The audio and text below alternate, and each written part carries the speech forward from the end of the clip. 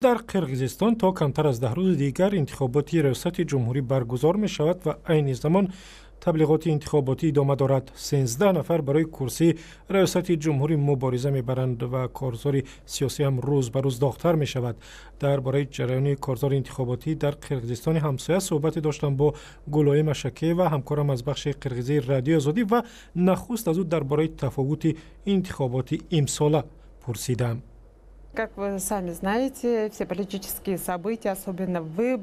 طور خود شما میدانید در قرقیزستان چاره‌بینی‌های سیاسی به خصوص انتخابات بسیار پرشدت صورت میگیرد.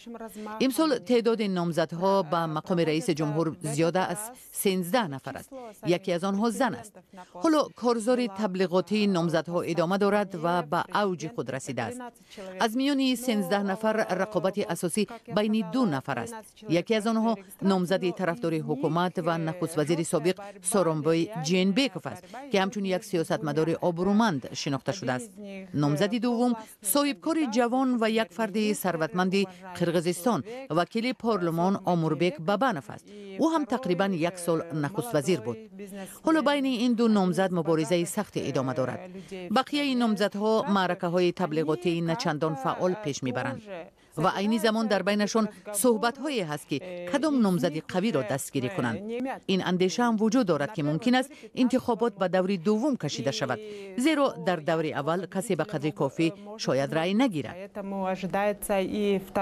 گزارش های هست که در جریان انتخابات حتی عنصرهای جنایی و یا مقامات امنیتی دخالت میکنند. در این باره بیشتر میگفتید تا کجا واقعیت دارند؟ Но, к сожалению, криминалитет был и остается такой активным. متاسفانه عنصرهای جنایی همچنان یک بخش فعال در جامعه و حتی در بین سیاستمداران قرقیزستان باقی میمانند. در قرقیزستان 2 انقلاب شد و هر 2 دفعه به آنها عنصرها و گروه‌های جنایی شامل بودند. تاریخ و دلیل ها این را ثابت می کنند. گروه های جنایی با نفوذ، افراد با نفوذ حلقه های جنایی از زمان انتخاب رئیس جمهوری سابق اسکر آقایف در این کارزار دخالت کردند. حتی در بین سیاستمداران در پارلمان نفوذ دارند. عینی وضع حالا هم ادامه دارد و تحلیلگران می گویند هم نیروهای طرفدار حکومت و هم نیروهای مخالف سعی می کنند که حمایت چنین عنصرها را به دست بیارند.